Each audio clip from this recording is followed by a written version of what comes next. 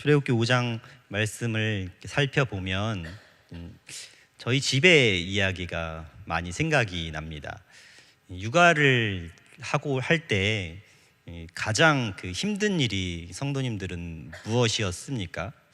저희 가족에게 가장 힘든 일은 많은 일들이 있겠지만 두 가지가 생각이 나는데요. 왜 이 두 가지가 생각이 나냐면 이 두 가지 때 아이가 발악을 하기 때문이에요. 그 첫 번째는 뭐냐면 감기약을 먹이는 것입니다. 감기약을 먹이는 것이 그렇게 쉽지 않더라고요. 근데 우리 첫째는 이제 감기약을 잘 먹는 것 같습니다. 그런데 둘째는 아직 2살밖에 되지 않아서 그런지 먹이는 것이 이게 여간 힘들지 않은 것 같습니다. 두 번째는 이제 양치질인데요. 양치질하는 게 우리는 너무나 익숙해서 당연히 해야 되는 것으로 생각하지만 이 아이는 제가 봤을 때 아직도 자신이 양치질을 왜 하는지 알지 못하는 것 같습니다. 그래서 양치를 시작할 때부터 끝날 때까지 울음을 그치지 않고 누가 보면 애를 죽이는구나 생각할 정도로 곡소리가 나는 것을 우리 집에서 경험하게 됩니다. 제가 왜 이 두 가지 이야기를 이렇게 하면서 오늘 말씀을 시작하냐면 이 두 가지 모두 아이를 위해서 하는 일이죠. 그런데 이 아이는 이것이 본인을 위한 일이라고 생각하지는 못하는 것 같아요. 고통의 시간이 찾아오는구나. 매일 아침마다 매일 저녁마다 나에게 우리 부모님 왜 이런 고통을 허락하실까, 그런 생각을 하는지는 모르겠지만 거의 표정은 얼굴이 새빠랗게 질려서 울고 있는 것을 보면 아마 그런 생각을 하지 않을까 생각합니다. 그런데 저희 가족이 이것을 멈출까요? 예. 이렇게 크게 화답한 경우는 처음 봐서 멈추지 않죠. 왜냐하면 양치를 멈추면 아이의 이가 이제 썩어 가잖아요. 약을 주는 것을 멈추는 것도 동일한 이유입니다. 근데 오늘 5장 말씀이 꼭 이러한 그림을 저에게 좀 떠올리게 하는 것 같습니다. 하나님께서 이스라엘 백성들에게 고통을 주시는 이유가 무엇일까? 우리들이 생각하기에는 이해하기가 쉬운 것은 아닌 것 같습니다. 우리는 다른 사람의 이야기는 이해하고 그럴 수 있다고 합리화시킬 수 있지만 우리에게 그 일이 처했을 때는 다르게 해석하게 되죠.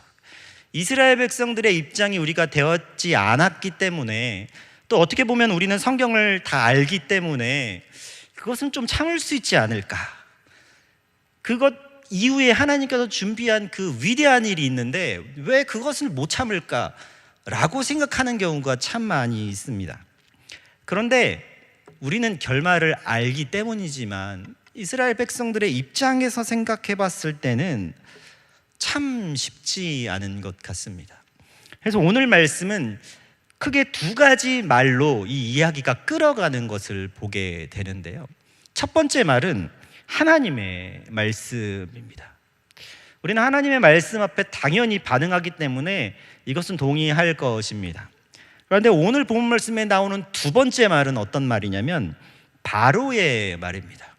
그래서 오늘 말씀은 하나님의 언어와 인간의 언어 가운데 사람들이 어떻게 반응해 가고 있는지, 때로는 그 가운데 하나님께서 요구하는 것은 무엇인지, 그들은 왜 그러한 상태밖에 되지 못하는지 그 이유들을 살펴보면서 오늘을 사는 우리들에게 하나님께서 요구하시는 것은 무엇인지 함께 생각해보는 시간이 되었으면 좋겠습니다. 오늘 말씀은 어떻게 보면 이 사람의 언어에 점점 몰입되고 있는 것 같아 보입니다. 하나님의 말씀의 큰 대전제로 시작했던 내용이지만 결국 그 마지막을 향해 가고 볼 때는 사람의 언어에 몰입되고 감정을 쏟아내고 그곳에 사로잡혀서 사람의 언어로 그들의 인생이 부정의 모습으로 나아가는 것을 보게 됩니다. 우리가 지난주에 이어서 오늘 말씀은 모세가 그 사명을 가지고 이 사명의 현장에 나아가는 이야기입니다. 지난주 말씀을 통하여서 할례를 행하고 드디어 이 모세라는 그 시대의 지도자가 그 시대의 지도자일 수 있었던 그 사건에 첫 발을 내딛는 장면입니다. 자, 그 장면은 어떨까요? 그 장면을 살펴보기 전에 4장 마지막 절에 보면 이 모세가 굉장히 기뻐하고 어떻게 보면 기대와 담대함을 가질 수 있는 이 표현들이 등장하는 것을 보게 되는데요. 드디어 하나님께서 말씀하신 그 약속의 자리에 도착하게 되는데요. 그 자리가 어딘가요? 애굽이라는 곳입니다. 그리고 애굽이라는 곳에 도착해서 누구를 만나냐면 장로들을 만나요. 그리고 장로들에게 이 모세라는 사람이 왜 왔는지 설명을 합니다. 그리고 그 설명을 하는 과정 가운데 기적들을 행해요. 성경에는 이적이라고 표현되고 있는데요. 이적들을 행합니다. 그때 백성들의 반응이 어떠신지 아십니까? 모세의 그 말과 그 이적들을 통하여 믿었다라고 4장 마지막 절에 이제 등장을 합니다. 그리고 그들의 고백이 참 대단합니다. 이 신앙인의 고백인 것 같은데요. 이 31장 중반절에 보면 이렇게 말해요. 여호와께서 그들의 고난을 이제 살피셨다. 그리고 그들이 하나님께 경배해요. 이제 우리는 그 약속의 하나님을 만났다. 이들이 얼마나 이 고난 가운데 하나님께 외치고 있었나요? 430년의 긴 시간이지 않습니까? 드디어 하나님께서 우리의 기도를 들으셨고 우리는 이제 하나님의 구원을 경험할 거야 라는 확신에 차 있는 것 같습니다. 그 확신을 가지고 지금 모세가 이제 다음 단계로 나아가는 겁니다. 이제 모세가 만나는 사람이 누구입니까? 바로 왕입니다. 어떻게 보면 기대와 또 담대함을 가지고 또 백성의 장로들의 또 힘을 또 입고 또 백성들의 지지를 받으면서 드디어 바로 앞에 나가게 선 거예요. 그때 이 바로 앞에 가서 처음 하는 말이 뭐냐면 이게 굉장히 중요해요. 5장 1절에 보면 이렇게 말하고 있습니다. 그 후에 모세와 아론이 바로에게 가서 일렀다. 그 이르는 내용이 1절에 이렇게 나옵니다. 이스라엘의 하나님 여호와께서 이렇게 말씀하시기를. 자, 무엇이죠? 바로 앞에서 지금 모세가 하는 말은 누구의 말을 지금 하고 있는 것입니까? 바로 앞에서 모세 자신의 이야기를 하려고 쓴 게 아니에요. 모세는 백성들과 백성의 장로들의 그 기대와 또 그 담대함의 그 지지를 받아서 하나님의 말을 가지고 지금 쓴 거예요. 그렇죠? 그리고 그 자리에서 하나님의 말을 바로에게 지금 전하고 있는 장면이에요. 그러면서 그 하나님의 말이 뭐라고 이야기합니까? 하나님의 백성을 보내라라는 이야기예요. 왜요? 하나님께서 그렇게 계획하셨기 때문이다라는 것을 지금 이야기하고 있는 것이죠. 그러니까 이 모세가 하고 있는 그 이야기의 권위도 하나님으로부터 났고 모세가 하는 말도 하나님으로부터 나온 이야기라는 것이죠. 모세의 이 수많은 우리 이전의 사항들을 살펴봤을 때 그 연약한 모습들 우리 기억나지 않습니까? 3장 4장을 넘어오면서 소명을 받은 이 모세가 바로 담대함으로 가겠다고 하지 않았죠. 때로는 핑계를 대고 자신에게서 이유를 찾아 불가능하다라고 이야기했던 모세 아닙니까? 그때 하나님께서 담대함을 심어주시면서 지팡이를 통하여서 나병을 통하여서 피를 통하여서 이적을 보여주셨어요. 그런 이적들의 이유가 무엇일까요? 결국 있게 될 재앙을 통하여 보여주신 하나님이 누구신가를 드러내기도 중요하지만 하나님께서 자신을 누구이신지 드러내는 장면이에요. 지팡이를 통하여서 하나님을 믿도록 모세에게 말씀하시지 않습니까? 하나님을 믿는 그 모세를 향하여 모세가 믿는 하나님이 누구십니까? 아브라함의 하나님, 이삭의 하나님, 야곱의 하나님, 언약하시는 하나님이라는 것을 보이시지 않았습니까? 뿐만이 아니라 이 나병을 치료하는 과정을 통하여서 하나님께서 그들의 백성을 은혜로 정결케 하신다라는 사실들을 보여주시지 않았습니까? 뿐만 아닙니다. 자연을 다스리시는 하나님의 능력 또한 이 하수를 피로 보라는 사건을 통하여서 직접 경험한 것이 바로 모세이지 않습니까? 그는 수많은 기대와 담대함을 가지고 지금 바로 왕이라는 그 존재 앞에 서 있는 것입니다. 그런데요, 이 모세의 기대를 바로 앞에 서서 한마디 뗀 다음 바로 무너지는 것을 우리는 살펴보게 됩니다. 그 무너짐의 이유는 무엇이었을까요? 바로가 했던 말 때문이었어요. 바로가 하는 한 대답으로 인해서 어떻게 보면 한계에 부딪히는 것을 이렇게 보게 됩니다. 한번 생각해 볼까요? 하나님의 큰 사업을 가지고 나왔습니다. 그리고 하나님께서 이루시겠다고 확신까지 주셨어요. 그런데 바로가 불가능하다는 얘기를 했을 때 모세는 무슨 생각을 했을까요? 사실 하나님께서는 이 과정이 쉽지 않을 것이라고 이미 예고하셨습니다. 그런데 이 부딪힘이 계속되는 거예요. 우리들의 인생 가운데서도 이렇게 우리들의 삶과 또 우리들의 기대와 현실이 다른 순간들이 참 많이 있는 것을 보게 됩니다. 저도 참 많은 인생을 살진 않았지만 여러 가지 사건을 통하여서 이 기대와 현실은 참 다르다는 것을 경험했는데 아마 여기 계신 모든 성도님들도 동일한 경험들이 있을 것입니다. 하나님을 향한 기대와 우리들의 현실은 참 다르다. 여러분들 영화와 드라마를 혹시 좋아하십니까? 저는 드라마는 별로 좋아하지 않는 것 같은데 지난 이야기를 짧게 해서 만드는 그 영화 한 20분짜리 이런 것들은 즐겨보는 것 같습니다. 근데 드라마와 영화가 여러분들 재미있는 이유가 무엇인지 아십니까? 그 이유는 이 드라마와 영화에 반전이라는 게 있기 때문이고 또 드라마나 영화 안에 우리가 생각하지 않는 방향으로 전개하고 있기 때문에 재밌지 않나 생각합니다. 이 말씀을 준비하면서 우리들의 인생도 참 비슷하다라고 생각이 들었습니다. 성도의 인생이 왜 이렇게 영화와 드라마처럼 고백할 수 없을까? 어떻게 보면 성도의 인생도 참 재밌는 영화 한 편인 것 같아요. 왜일까요? 우리들의 계획대로 안 되니까요. 그런데 여러분, 우리들의 계획대로 되지 않지만 그 결과가 절망으로 치닫습니까? 그렇지 않아요. 내 계획이 아닌 다른 계획으로 하나님의 방법을 풀어가시는 거예요. 그래서 우리들의 인생도 재밌는 영화 한 편이 아닐까 생각합니다. 누가 만드신 영화일까요? 하나님께서 만드신 재밌는 영화. 그래서 성도님들도 우리들의 이 인생에 내 뜻대로 되지 않는 그 순간 이렇게 생각했으면 좋겠어요. 아, 내 인생이 재밌는 영화이다. 하나님께서 가장 재밌게 만들어 가시는 영화다 라고 생각하면, 그렇게 생각한다면 우리들의 인생을 조금은 하나님이 기뻐하신 대로 살아낼 수 있지 않을까 생각합니다. 오늘 상황도 마찬가지였어요.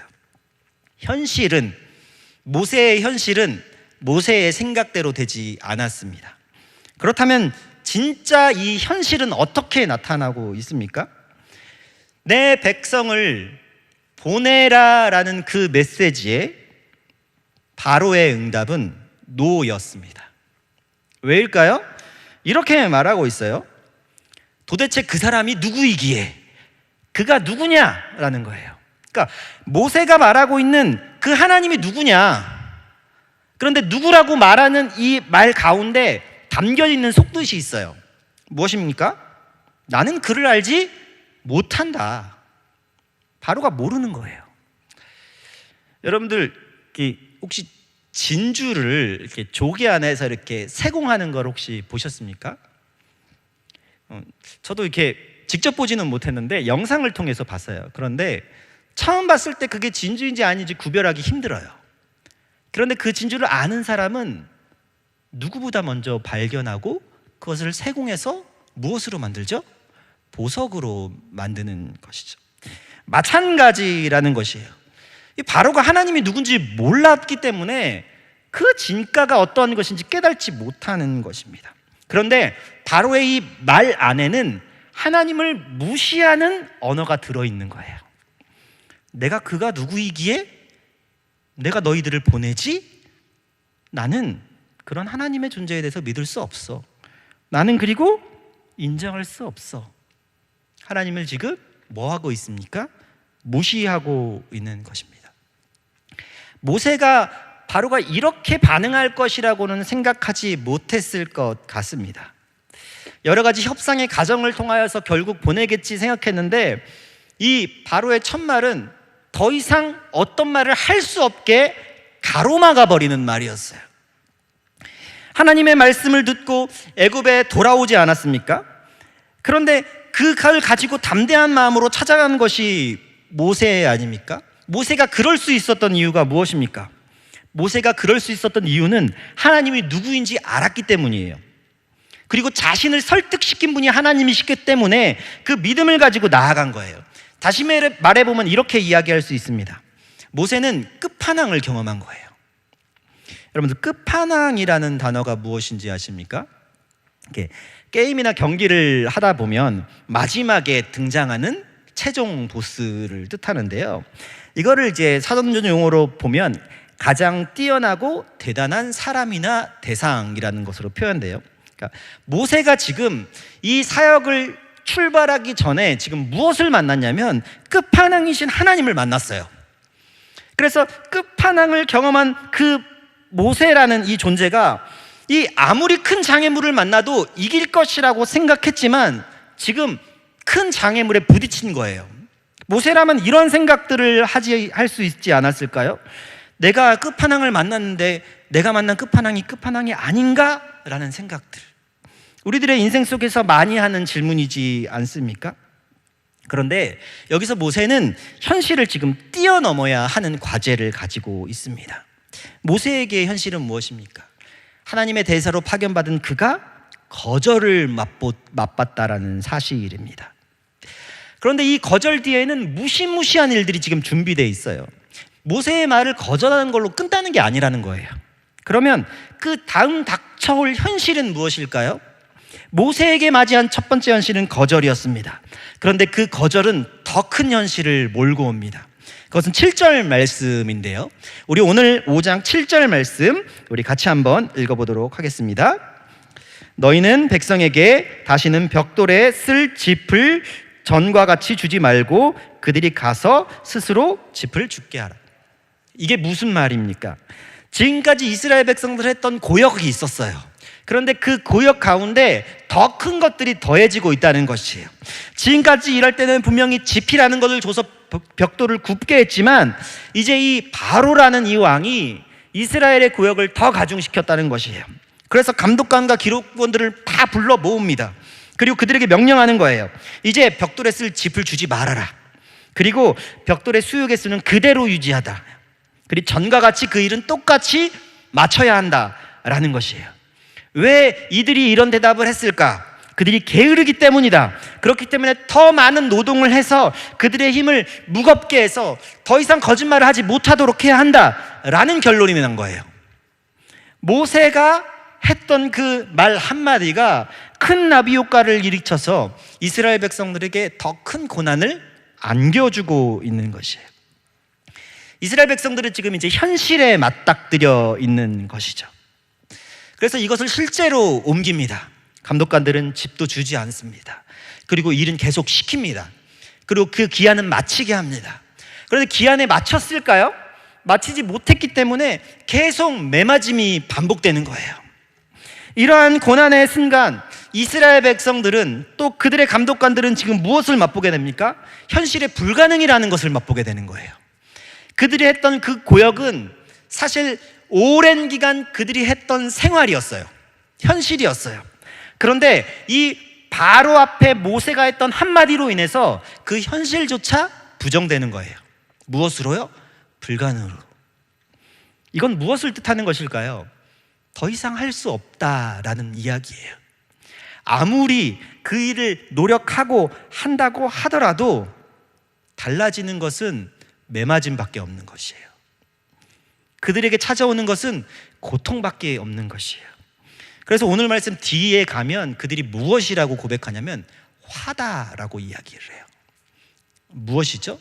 그들에게 찾아온 이 고난이 결국 그들에게 죽음을 불러오고 있다라고 고백하는 현실이 되었던 것입니다. 이 불가능의 현실 가운데 이스라엘 백성들이 놓여 있을 때 우리들의 성도의 인생도 참 비슷하다라는 생각이 듭니다.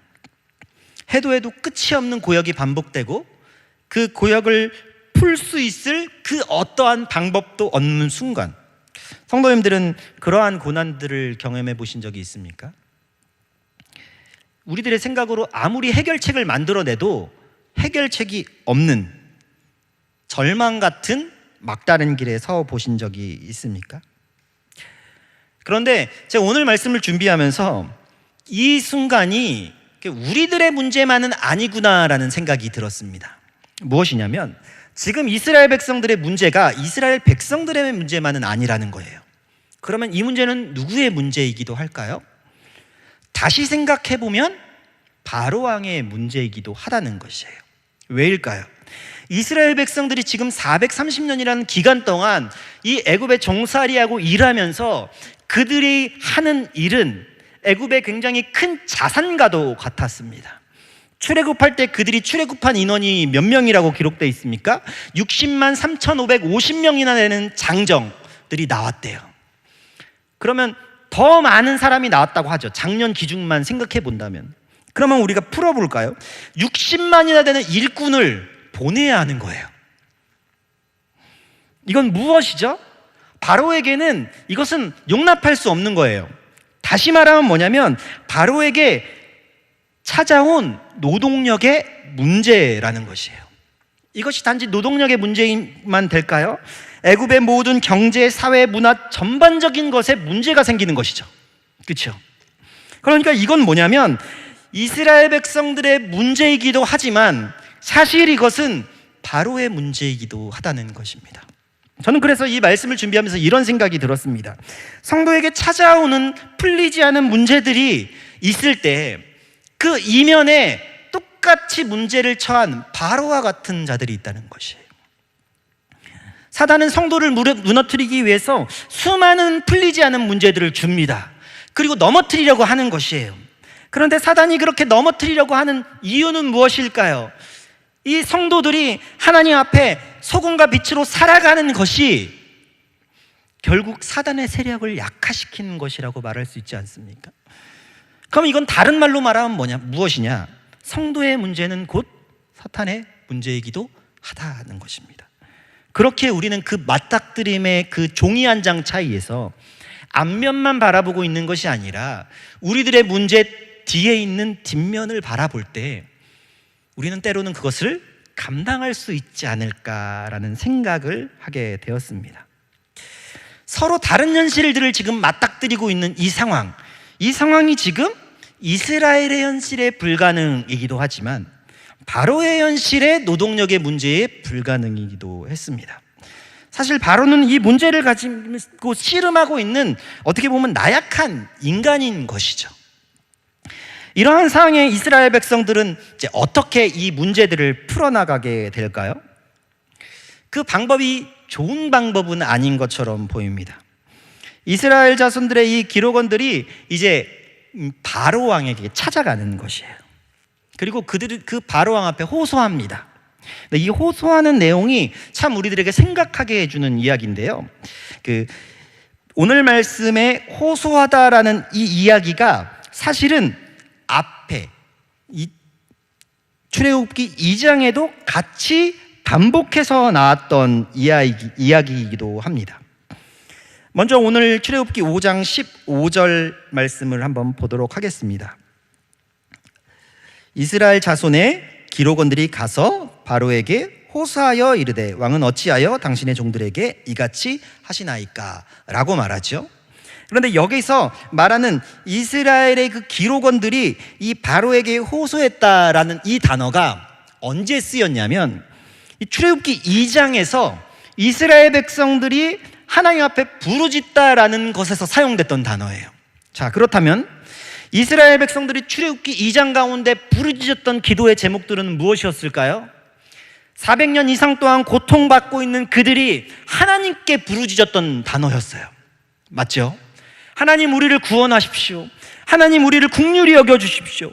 그러면서 탄식하면서 하나님의 외쳤던 그 부르짖음을 누가 들으셨습니까? 하나님께서 들으셨어요. 그리고 그 기도가 하나님께 상달된 거예요. 그래서 그 문제를 풀어내기 위해서 지금 오늘 바로 앞에 누구를 세운 것입니까? 모세를 세운 것이지 않습니까? 그런데 오늘 그 똑같은 단어를 지금 누구에게 이야기하고 있느냐? 바로에게 이야기하고 있다는 거예요. 하나님께 호소해야 했던 그들이, 이전에 하나님께 호소했던 그들이 지금 바로 왕에게 호소하고 있는 거예요. 무엇이라고요? 우리를 좀 살려달라고요. 그런데 이 호소에 굉장히 어울리지 않는 한 단어를 붙이는 것을 보게 되는데 15절 하반절에 보니까 바로에게 호소하여 이르되 왕은 어찌하여 당신의 종들에게 이같이 하시나이까? 라고 말합니다. 무엇입니까? 이들이 호소하고 있는 존재를 지금 무엇으로 여기는 것이에요? 주인으로 여기고 있는 거예요. 하나님께 호소하고 하나님을 주인으로 섬겨야 할 그들이 그 자리에서 자신들의 문제가 찾아왔을 때 모세를 찾아 하나님께 구하는 것을 선택한 것이 아니라 바로 왕에게 바로 찾아가는 거예요. 바로 왕에게 바로 찾아가는 거예요. 이 모습이 꼭 우리의 모습과 같지 않은가 생각하게 되었습니다. 우리는 당연히 주님을 찾는다라고 말하며 하나님을 찾는 것이 성도라는 것을 알고 있지만 때로는 고난의 현실 가운데, 고난의 벽 가운데 하나님을 찾지 않고 다른 방법들을 먼저 생각했던 순간들이 있는 것 같습니다. 가정의 문제, 또한 경제적인 문제, 또 해결되지 않은 관계의 문제들을 풀기 전에 우리는 하나님께 그것들을 아뢰기 이전 수많은 방법들을 이렇게 써보죠. 그리고 해결되지 않았을 그때 우린 누구를 찾게 됩니까? 하나님을 찾게 됩니다. 왜요? 우리의 힘으로 더 이상 할 수 없으니까요. 꼭 우리의 모습과 너무나 비슷한 거예요. 이 이스라엘 백성들이 하나님을 이전에 호소하며 불렀던 그 모습대로 다시 주님을 찾아야 하지만 그들은 하나님이 아닌 바로를 찾아갔고 바로에게 주인이라고 부른 것과 다름없이 우리가 당신의 종입니다 라고 이야기하는 것이에요.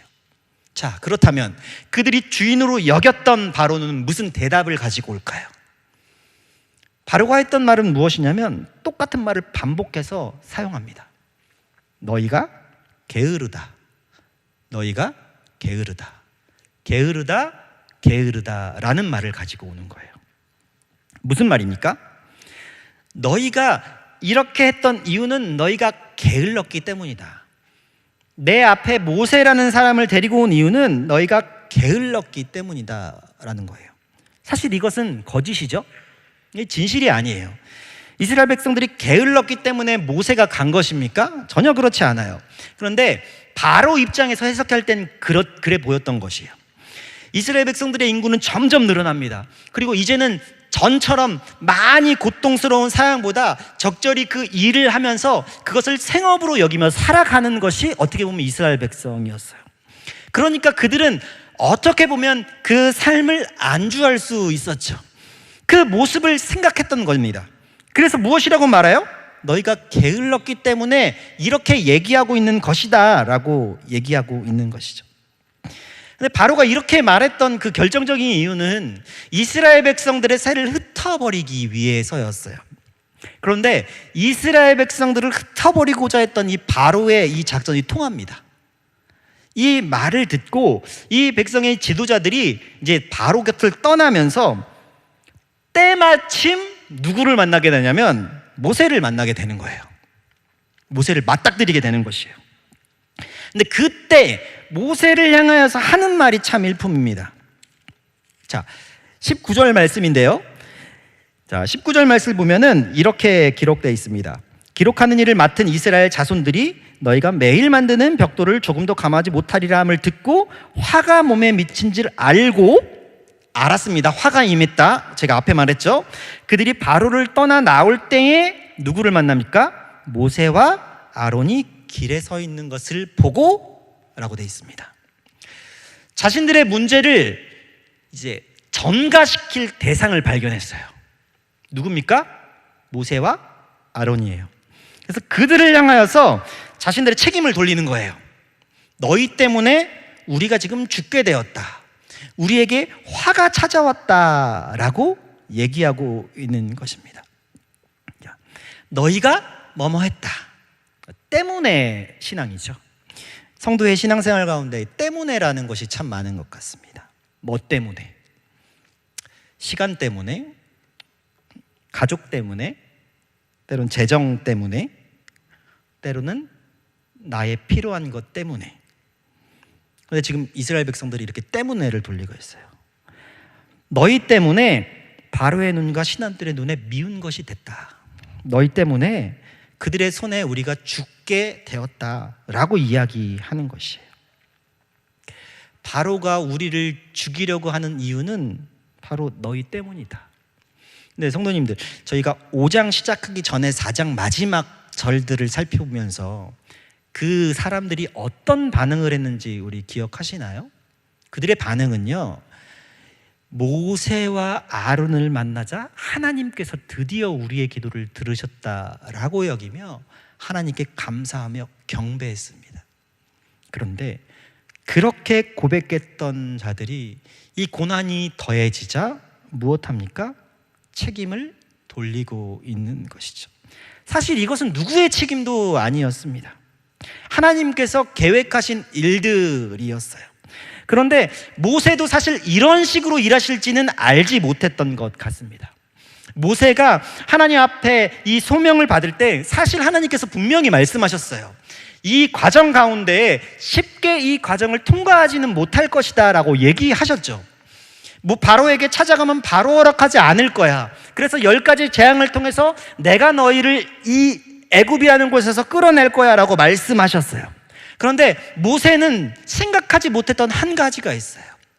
바로가 끝까지 늘어지는 방법이 이스라엘 백성들을 더 고통 가운데 몰고 갈 것이라고는 생각하지 못한 것 같습니다. 오늘 말씀을 보면 이 이스라엘 백성들의 원망을 통해서 모세가 하나님께 원망하는 것처럼 보입니다. 하나님, 이전에 말씀하셨지 않습니까? 우리들의 기도는 어떻게 됐습니까?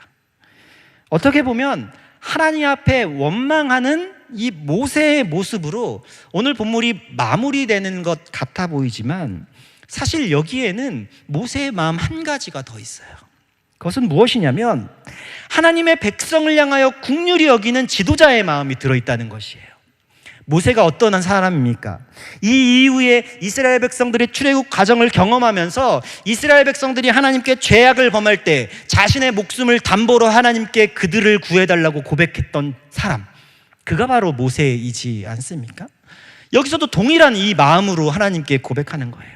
하나님 약속하셨는데 왜 이러세요가 아니라 하나님께서 약속하셨는데 이 백성의 고통을 내가 참을 수 없습니다.